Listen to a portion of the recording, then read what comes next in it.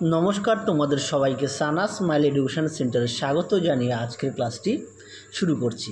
আজকে তোমাদের সঙ্গে আলোচনা করব তোমরা যারা 2024 সালে একাদশ শ্রেণীর পরীক্ষা দেবে প্রথম সেমিস্টারের, তোমাদের আজকে সমাধান করে দেখাবো পুষ্টিবিজ্ঞান বিষয়ে 2.3 পুষ্টিতে স্নেহ পদার্থ ও তেল। এই অধ্যায় থেকে তোমাদের 30টি এমসিকিউ গুরুত্বপূর্ণ উত্তর সহ আলোচনা করব। চলো দেরি না করে মূল বিষয়ে যাওয়া যাক। এই অধ্যায়টা করলেই তোমাদের পুষ্টিবিজ্ঞানের সমস্ত অধ্যায় আমরা সমাধান করে দেব। চলো 1 নম্বর প্রশ্ন দেখো, অ্যালকোহল ও অ্যাসিডের লবণকে কি বলে? উত্তরটা হবে এস্টার। 2 নম্বর প্রশ্ন দেখো, লিপিড যে দুটি উপাদানের এস্টার তা হলো ফ্যাটি অ্যাসিড ও গ্লিসারল। নম্বর প্রশ্ন দেখো, ফ্যাট সাধারণত, উত্তরটি হবে জলে দ্রবণীয় ও জৈব দ্রাবকে দ্রবণীয়। খুবই গুরুত্বপূর্ণ প্রশ্ন। 4 নম্বর প্রশ্ন দেখো, লিপিডের প্রাণীজ উৎস হলো চর্বিযুক্ত মাংস, হাঁসের ডিম ও ঘি। 5 নম্বর প্রশ্ন দেখো, একজন পূর্ণবয়স্ক সুস্থ ভারতীয় ব্যক্তি প্রতিদিন কত গ্রাম ফ্যাট গ্রহণ করে? উত্তরটা হবে 50 থেকে 60 গ্রাম। 6 দাগের প্রশ্ন দেখো, গ্লিসারল হলো একটি, উত্তরটি হবে অ্যালকোহল। যে কটা প্রশ্ন দেওয়া আছে প্রতিটা প্রশ্নে গুরুত্বপূর্ণ, আর তোমরা এর পাশাপাশি অবশ্যই তোমাদের পাঠ্য বইটি খুঁটিয়ে পড়বে। এবার দেখো 7 দাগের, মানুষের দেহে প্রাপ্ত মোম জাতীয় পদার্থটি হলো, উত্তরটা হবে কোলেস্টেরলের এস্টার। পরবর্তী প্রশ্ন দেখো 8 দাগের প্রশ্ন দেখো, সাবান হলো প্রকৃতপক্ষে ফ্যাটি অ্যাসিডের ধাতব লবণ। 9 দাগের প্রশ্ন দেখো, স্নেহ পদার্থের সম্পৃক্ততা বৃদ্ধির উপায় হলো, উত্তরটা হবে হাইড্রোজেনেশন। পরবর্তী প্রশ্ন দেখো 10 দাগের, ফ্যাট জাতীয় পদার্থের সম্পৃক্ততা বৃদ্ধি করলে, উত্তরটা হবে স্নেহ পদার্থগুলি সহজে নষ্ট হয় না।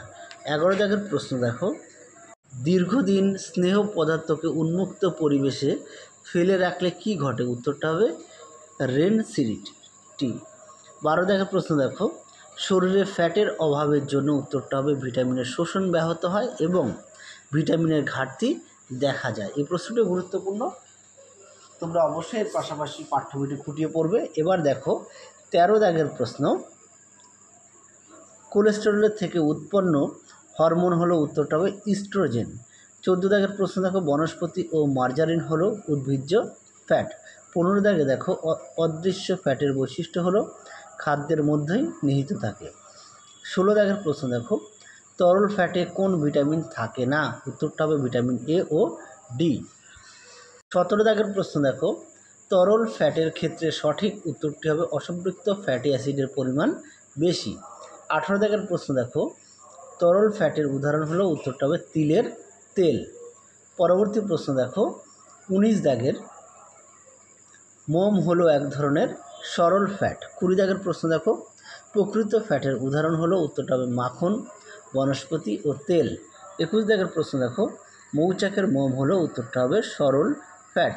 আগের ভিডিওতে তোমাদের পুষ্টিবিজ্ঞানের সমস্ত অধ্যায় সমাধান করে দেখানো আছে, তোমরা যারা এখনও দেখোনি আমাদের প্লে লিস্টে গেলে পেয়ে যাবে। এই ভিডিওটাই তোমাদের পুষ্টিবিজ্ঞানের শেষ অধ্যায়, বাকিগুলো তোমাদের প্লে লিস্টে গেলে দেখে নিতে পারবে বাকি অধ্যায়গুলি। হ্যাঁ, এছাড়াও একাদশ শ্রেণীর প্রথম সেমিস্টারের তোমাদের বাকি বিষয়গুলো ঠিক এই রকম ভিডিও আমরা তুলে ধরেছি, তোমরা সেগুলো আমাদের প্লে লিস্টে গেলে পেয়ে যাবে। 22 দাগের প্রশ্ন দেখো, সেরিব্রোন সালফেট হলো, উত্তরটা দেখো সালফোলিপিড। 23 দাগের প্রশ্ন দেখো, স্টেরয়েড জাতীয় লব্ধ ফ্যাট হলো, উত্তরটা হবে পিত্ত অ্যাসিড। 24 দাগের প্রশ্ন দেখো, প্রাণীজ ফ্যাটের ক্ষেত্রে সঠিক তথ্য বিভিন্ন রোগ থেকে দেহকে রক্ষা করা। 25 দাগের প্রশ্ন দেখো, ফ্যাটি অ্যাসিডের সরল রাসায়নিক গঠন হলো RCOOH। 26 দাগের প্রশ্ন দেখো, কোন ফ্যাটি অ্যাসিডটি দেহে সংশ্লেষিত হয়? উত্তরটা হবে ওইলিক অ্যাসিড। 27 দাগের প্রশ্ন দেখো, সেরিব্রোনিক অ্যাসিড হলো, উত্তরটা হবে হাইড্রক্সি ফ্যাটি অ্যাসিড। পরবর্তী প্রশ্ন দেখো 28 দাগের, দীর্ঘ শৃঙ্খল ফ্যাটি অ্যাসিডের উদাহরণ হলো, উত্তরটা হবে পমিটিক অ্যাসিড। 29 দাগে দেখো, কোলেস্টেরল থেকে উৎপন্ন হরমোন হলো, উত্তরটা হবে ইস্ট্রোজেন। 30 দাগের প্রশ্ন দেখো, কোলেস্টেরলের বর্ণ হলো, উত্তরটা হবে হলদে সাদা। যে কটা প্রশ্ন দেওয়া আছে প্রতিটা প্রশ্নই গুরুত্বপূর্ণ, তোমরা অবশ্যই ভালো করে পড়বে।